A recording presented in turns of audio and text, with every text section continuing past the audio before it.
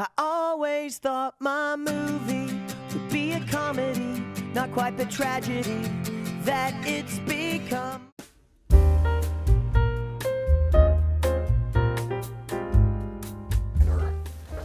Or the Bad Avenger, like, shut the fuck up. Shut the fuck up. The Bad Avenger. That's funny. I like that. Could be a Dark Horse comic. Oh, I'm sure it is. Like, it exists somewhere. The Bad Avenger. It's not Batman. It's like that's the tagline. Yeah, Bad Avenger. yeah, no, it's not Batman. Legally, we can't say the name Batman, so we call it the Bad Avenger. All right, ready? Yeah. How's it going, everyone? We're back. I mean, we're just We never here. left, We're yeah. not really back. We don't leave. No. We're here in this wonderful Blockbuster that that's definitely abandoned only because of COVID-19. Yeah, only. It'd be thriving otherwise. Yes, Yeah. yes, that's the only reason why we've been struggling lately. Anyway, welcome to Movie Swap. I'm Mark, he's Ian, and we're the Uncaped Crusaders. And we got 2 more movies to talk about today. Episode 3. Yeah, episode 3. Ian watched The Doors, the Oliver Stone movie, and I watched Drive. And we got a lot to talk about with both of those. All right, so Ian, I think you're chomping at the bit here, ready to get talking about about The Doors. So please enlighten us on your take on the Oliver Stone biopic / music video. And like when Dionysus arrived in Greece, he made all the women mad, leaving their homes and dancing off into the mountains. Should be great golden copulations in the streets of LA, man. We should call ourselves Dionysus, man. I got a name. The Doors. Well, I can't help but feel like this was a bit of revenge for making you watch 2 3-hour movies the last 2 times we did this, because you gave me 2-hour, 20-minute movie. I can't complain too much. But boy, does it feel longer, because it is a musical biopic. As we talked, Yes. they don't quite chug along at a, this isn't The Fugitive where it's No. scene to scene. No. You feel that runtime.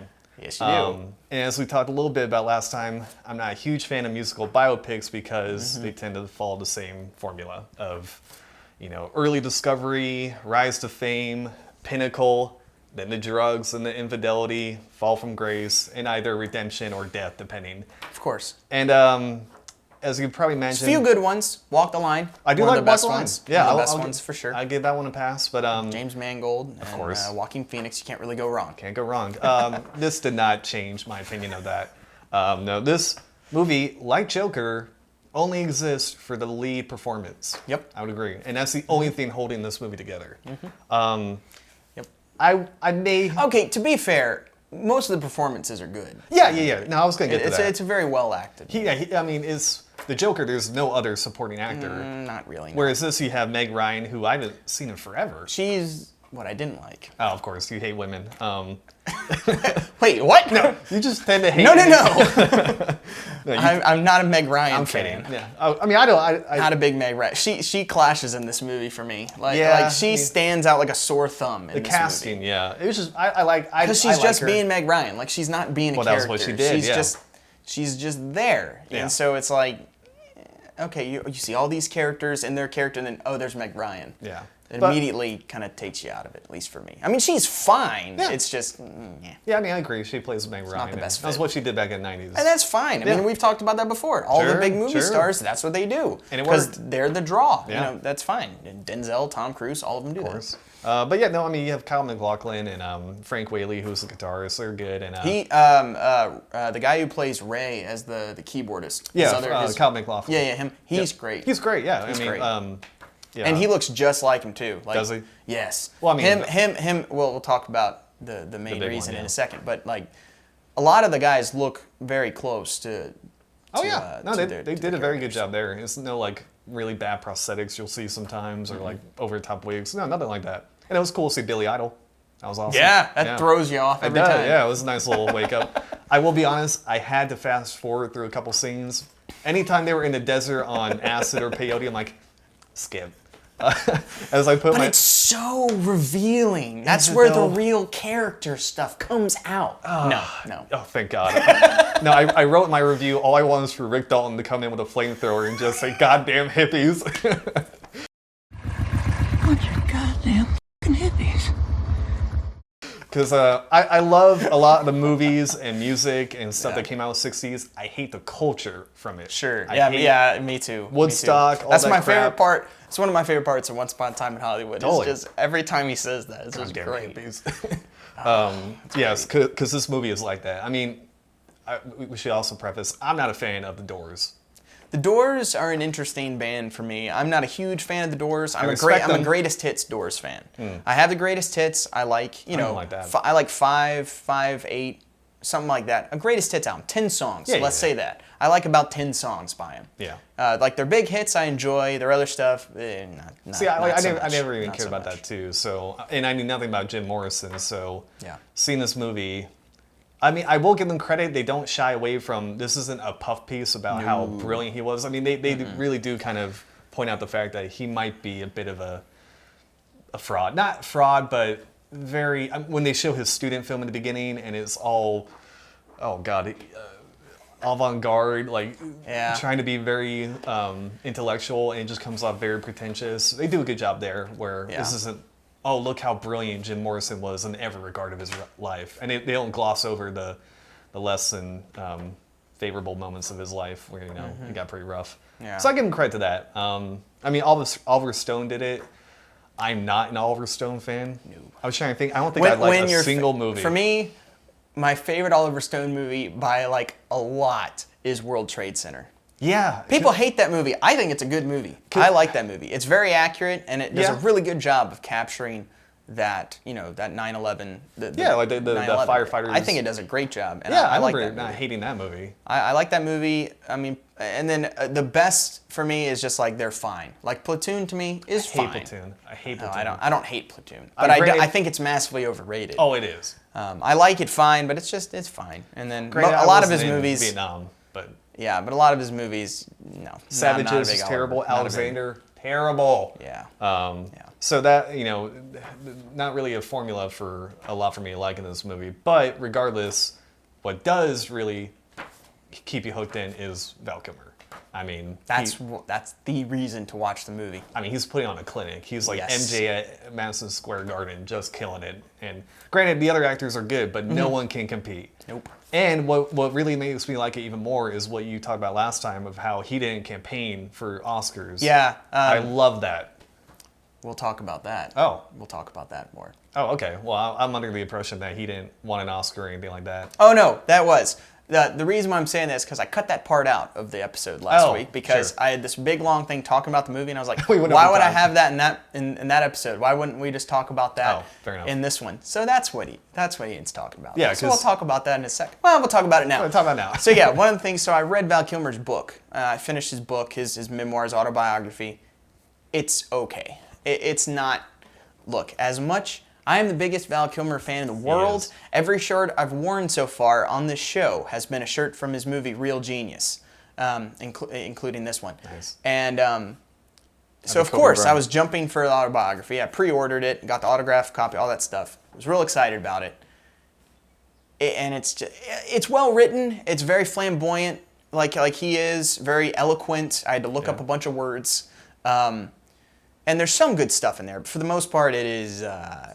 It gives you no information. Yeah, it doesn't go into detail no on gory details. anything. There's like a couple pages on a movie. He'll say kind of him taking the role, and like that's kind of it. Maybe one or two stories. But for The Doors was interesting. That one he goes into a lot more. And one of the things is he worked on that role for like a year. It like a shows. full year, immersing himself into Jim Morrison in every facet. And Not surprised. yeah, and it shows. I mean, that's, he went full method into the character. And so much so that he was, with the Jim Morrison's producer, real producer, who's still producing music, I forgot his name, recording, the songs. I mean, that's how he got the role, was he was campaigning with Oliver Stone. He was like, I want this role, I want this role. So much so that he recorded him singing, and then he went in to meet with Oliver Stone and the other band members and played both his tracks and the real tracks and tried to get them to determine which one was the real one, and they couldn't.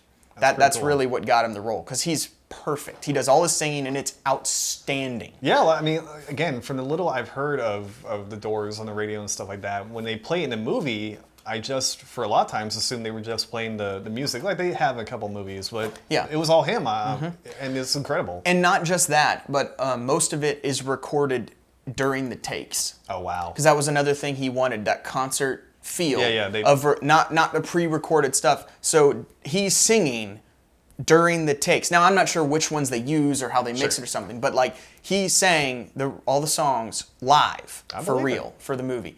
And but so after all this, it was so much that happened that he was totally burnt out afterwards. He was wiped out and didn't want anything to do with Hollywood or anything for a while. So just left. He went to Africa for like a couple months or something like that. It was just, so he did not campaign for Oscars, didn't want to do any of that. Wasn't nominated. We're just like, forget it. And then of course didn't get anything from that, which part of that comes from biopics just not being respected at all at the time. Like they were considered lower form media. No one was doing them, especially music biopics. Yeah. And so it already had that uphill battle, and then he didn't want to campaign or any of that, so And the didn't get any reviews credit. weren't great when it came out. But, Sure, which is fine. Yeah. But the other thing I wanted to say, I'm rambling about this, but he, one of the cool things that happened when he was recording with the actual producer once is he was singing a song that he didn't like, a Doors song that he really was not a fan of, and he won't mention in the book, because he's like, I'm not going to mention it because what if it's your favorite song?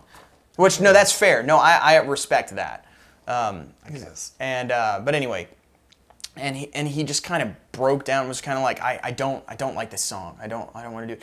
And he said the producer just started crying in the booth because he said that when he was recording with Jim, that was the one song that Jim hated as well. That's creepy. There's a lot of weird stuff like that with this movie where you're like, I believe it. all right, that is next level stuff. So there's a lot of that with his role in this movie. Yeah, and the character's already kind of like that, so it fits like a glove. Again, like he really becomes the character. I mean, he looks just like him. The body movements of just how he stands up and moves around, it's unreal. Yeah, so like thinking about that the whole time really kind of helped me get through the movie, because there were a couple times, I'm not gonna lie, I thought about turning it off. Yeah.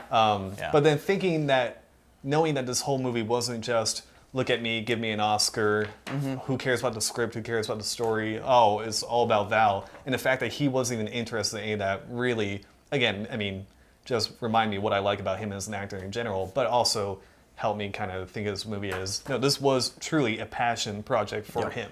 Yes, it was. And to me, that's what makes a movie worth it. Yeah, because totally. the movie is just meh. It's not a great movie. There's not a whole lot there. It's just about the character. If you love The Doors, if you love Jim Morrison, you'll probably get it. Then you'll probably enjoy it more than most people. But this is about just an outstanding acting performance by Val Kilmer, which is just one of the best I've ever seen. Was he ever nominated for anything? I don't think so. Yeah, because I mean, he got snubbed for Tombstone, and oh wow.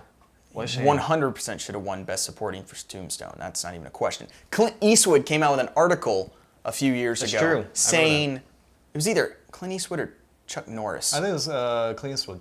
I don't remember who it was. It was Clint Eastwood or Chuck Norris. One of those came out with an article that was all about why Val Kilmer should have won an Oscar for Tombstone. At least be nominated at the least. Right.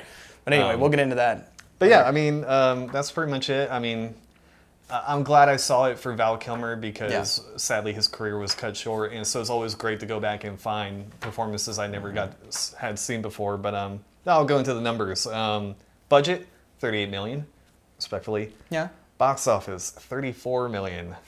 Not great. Not great. Not a total loss. But back then, again, not campaigning probably helped a lot too. They did not spend more money there. Well, still just the marketing alone is still. Yeah, if they spent a lot of marketing, it definitely lost money. Yeah, but it could have been worse. But rating 7.2 on IMDb, respectable. 57% on Rotten Tomatoes. So when it came out, it was very mixed. So and then 3.3 on Letterboxd. So that's about fair. Yeah, I'd agree.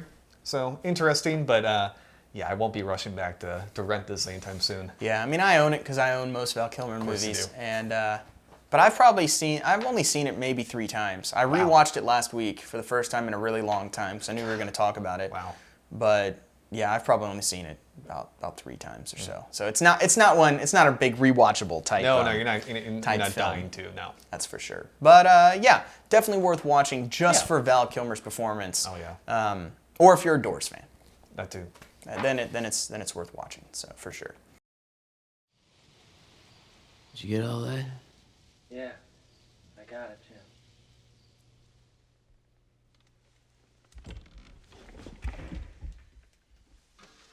Come on, let's get some tacos.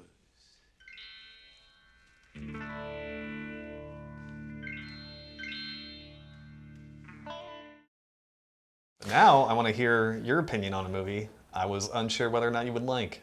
Okay.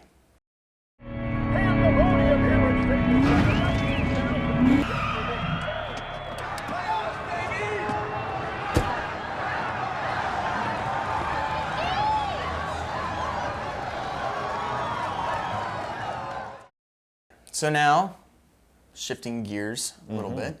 Now we're double talking about the pun. movie. I meant to do that. Yeah.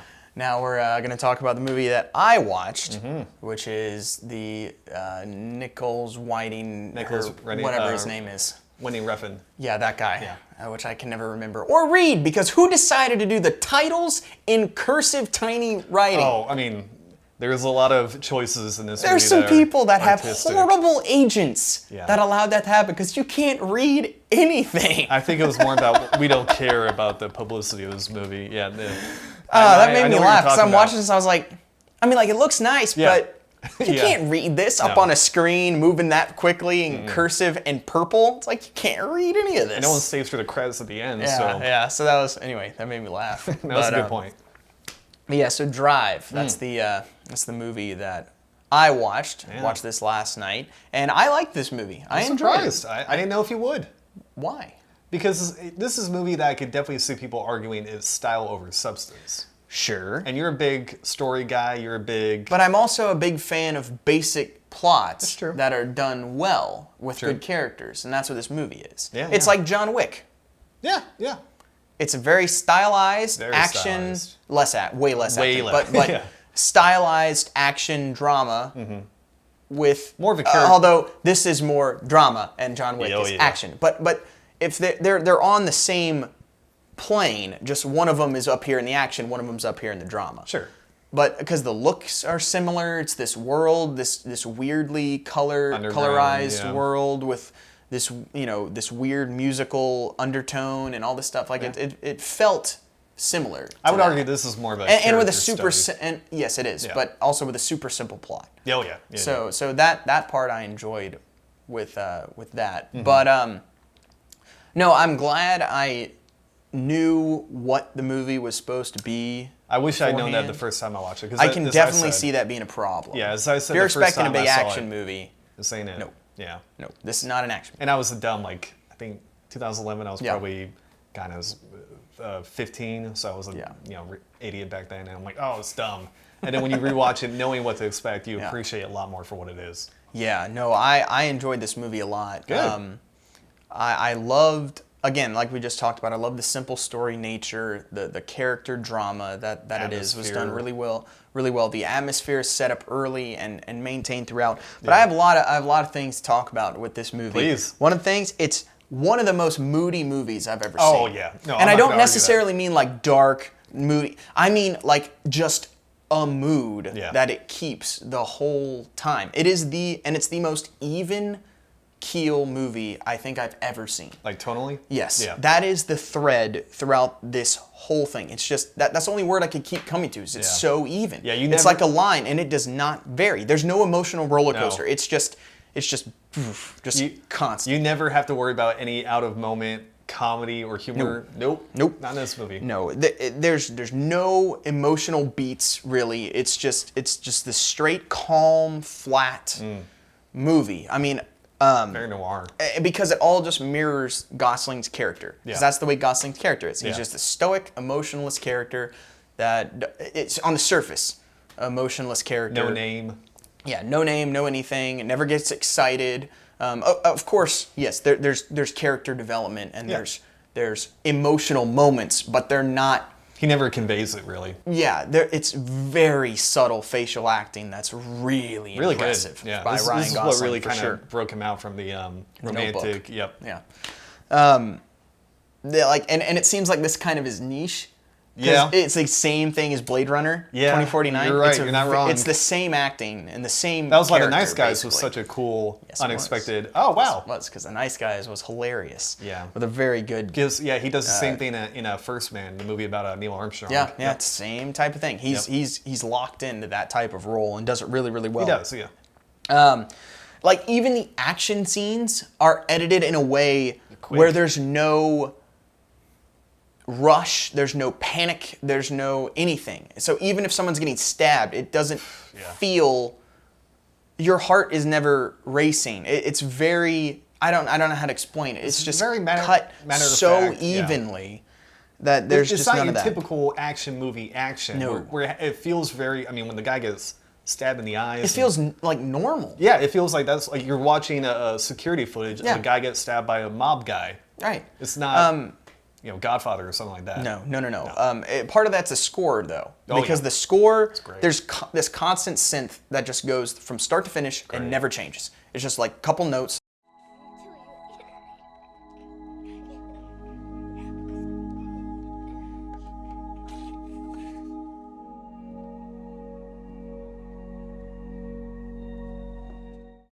Just throughout the whole movie, and that's part of it. What helps keep this line. Or you'll have the soundtrack choices that really fit. And all the perfectly. soundtrack Awesome. sounds like they're from the same album. They do, yeah. And they're all the not, but they same do. level, this even keel Yeah. beat synth that just goes throughout the whole movie. Great music. And kind of piggybacking off that, obviously all this is mirroring Ryan Gosling's character, but I want to talk about his character because it's so interesting the way the character was written or lack of writing with the character technically, because he really doesn't speak. Nope. But it's done in this this really natural way. I don't know how to explain it because we've had, like, if someone didn't talk in real life, that's the way the script happens. Yeah. Because there's been tons of movie characters that don't speak. Sure. That are the silent, stoic movie character. Yeah. And it never feels awkward. No. You notice that? It always fits with the way it's written. So even if someone's asking them a question, they're not responding, it still just fits. It flows. This does not. This is written like a real dialogue conversation where you're like One-sided, yeah. where you're feeling awkward. You're like, answer the question. You're going to make him angry. Like, Yeah, it this makes is just people- common courtesy It makes people uneasy. talking. And it doesn't happen. So it clashes with the way you normally would have a movie written with a character that doesn't speak. Yeah. And that's done really well. And because of that, it causes extra tension Right. in these dialogue A lot of scenes tension, yeah. that otherwise could be pretty boring. Because nothing really happens in a lot of these dialogue scenes, but there's this extra layer of tension because of the way he doesn't respond to them. And you keep waiting for someone to get mad. And I'm surprised no one ever gets mad at him, ever. No. For not speaking. And I kept expecting that to happen because I feel like it would in real life. probably It'd be would. like, oh, you're being rude. Ron or you're- Perlman probably would have if they ever really. Right. But I Yeah. thought with the other guy. I forget his name. He's so good. Like the scene when he first meets him Yeah. after he was driving the car and he just doesn't speak to him or even go to shake his hand at first. And I was like, I keep waiting on this guy to get angry, and he like never did. He's got that great that's line weird. where he goes to shake his yeah. hand and he's like, My hands are a little dirty. So am I.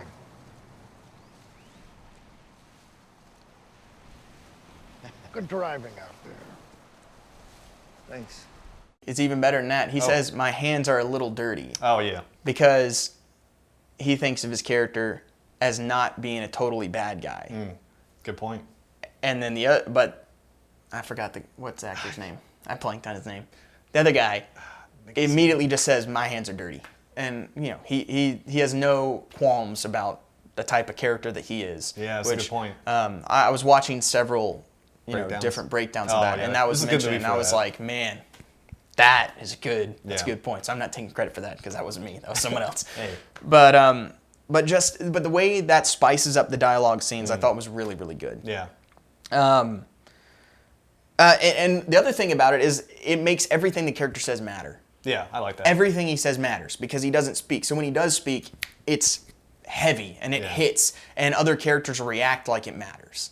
It was like Joel Edgerton in The King, where he says, "I only talk when I have something to say." And Yeah. He's like, "Okay." I respect that. Yeah, like even when the guy comes up to him in the diner trying to like just chat with him, he's just like, if you say another word, I'm gonna kick your teeth in. That's it. Okay. And the guy just leaves. Like that, he has that type of I'm fine with that. personality, which I Like love. that. Yeah. The gore was interesting because it's intense, obviously, and there's a lot of it. Intense but brief. It is brief, and it's also, you know, it's this stylized gore, but it's not like unrealistic stylized gore. You know, it's not like a Tarantino stylized gore. It's still grounded in a little bit more of a reality. It's still very violent, where the acts themselves are incredibly violent, but you're right, it's not someone gets shot and their whole intestines come out. Although someone gets shot in the head with a shotgun, and understandably it'd be as gory as it would be in real life. Well, and the other thing is, like, no one reacts. Yeah, that's the other thing about it being even. This I think even I saw that breakdown keel, too. Yeah, because I didn't. This is me. Okay. I noticed this because no one reacts. The extras don't freak out. No one panics. No one does anything. It's just everyone just acts calm and even, like the whole rest of the movie, which I thought was really interesting. Yeah, especially like when he goes into the strip club. Yeah, and the girls and are is threatening the dude's about to hammer a bullet through his head, and the girls are just, whatever. And that makes you think, how much have they seen? And it really helps build the world that this is set in. So, good little details. Yep, exactly. They do that a lot in John Wick also. They do. With that type of thing where people just aren't reacting to this ultra-violent, you know, the cops know about him, all this stuff, and it's that same type of, but a little bit more that atmosphere. realistic, less comic booky.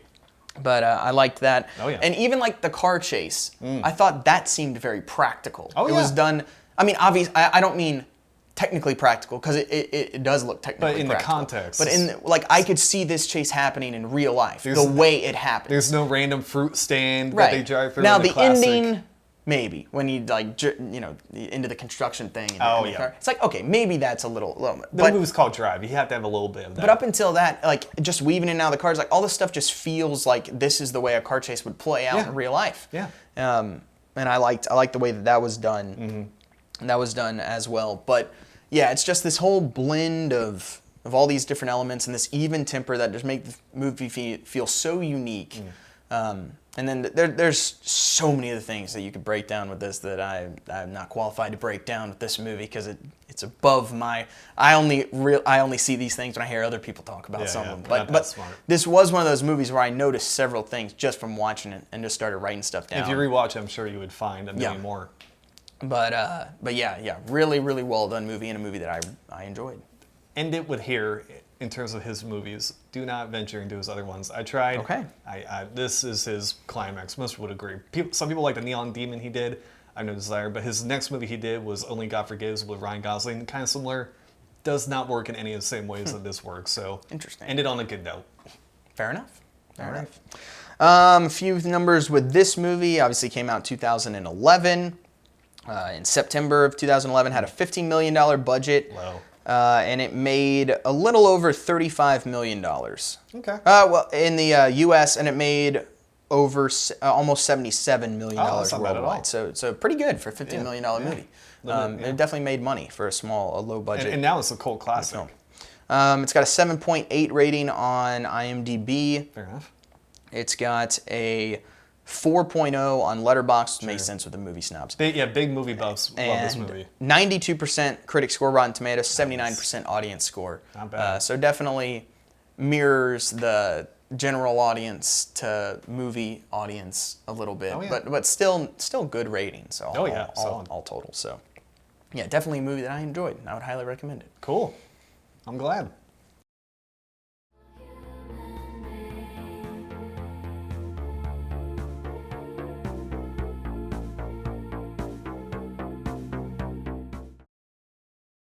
All right, so for next week, normally, with normal movie swap, we give the other person a movie that they haven't seen and we want them to see. We grab something off the shelves here and give that. From. But we're changing it up this one, because we're not keeping it in just one format. We're going to do other things. We'll talk about other movies. When new movies come out, we might talk about new movies, stuff like that. But for this week, we're going to compare two movies that came out around the same time. And one of them is given way more critical acclaim than the other one, and we think it is vastly unfounded. Same genre, but one is regarded as the one to take seriously, and then there's the one that everyone enjoys. Right. And we're going to talk about Unforgiven and Tombstone. Yeah. two really high-profile early 90s Westerns when the genre was not doing anything at the Dead, time. pretty much. To be honest, Unforgiven basically brought back in the Western genre, because I think that came out 90? Something around there. Something right around that time period. And then Tombstone came out in 93. Yeah. So they were right there, early 90s. Now, we could do Wyatt Earp and Tombstone, because they came out the same year and with I'm the sure same other story. people have done that. And one of them, this highfalutin, artsy-fartsy crap with Kevin Costner garbage Dennis movie. Quaid. And then one is the brilliant movie, one of the best movies of all time. There's one that in everybody, Tombstone. when people think of Tombstone and Doc Holliday, or when people think of Wyatt Earp and Doc Holliday, you don't think of the Wyatt Earp with Kevin Costner. Everyone thinks of Kurt Russell and Val Kilmer. Yes, because it's But one no, of the best so pairings I'm sure of other all people, time. other people have broken down the differences between the historical accuracy. We're not doing that. No. We are going to just talk about both the movies, and we're basically going to explain why Tombstone is vastly superior in every single way and Unforgiven is massively overrated. And this is coming from me. Now, he's not a Clint Eastwood fan. I'm a big Clint Eastwood fan. I am as an actor, not as a director. I love his acting, and I like his directing for the most part. Be hit or miss for me. Big fan, especially Westerns. I love the Clint Eastwood Western movies. the old ones, They're yeah. fantastic. Yeah. But this one was disappointed when I finally saw it. So that's what we're going to do. Do not expect an objective breakdown of both movies. No, we're clearly biased for Tombstone. So we're going to hopefully convince people why it's okay if you feel like you have to like Unforgiven because of the praise it gets. Yes, and why not a lot of it is warranted, and why Tombstone needs to be heralded as the best modern-day Western. Yes. For sure. So that's what we're going to talk about next week here on Movie Swap. That'll be fun. Make sure and follow us on Twitter at Uncaped Review. I post all the updates for the shows, the links to everything, just random other thoughts, movies we're watching, stuff like that. Definitely check that out, and check out our podcast, the Uncaped Crusaders Review, available Apple Podcasts, Stitcher, everywhere, all podcast platforms where we talk about Batman. Right now we're going through the both the Adam West TV series from the 60s and the animated series from the 90s. We're picking a few episodes alternating each week, so definitely check that out. Next week we're going to be talking about the 66 Batman movie. That's right. So that's what we're on for next week. So that's going to be a lot of fun. Make sure and check that out. Podcasts drop on Wednesdays. No, they drop on Fridays. This drops on Wednesdays. That's right. Got confused. Drops on Fridays. All right. You can follow me on Twitter at MarkyMarkBrand. You can follow me at Ian Bark. So do that as well.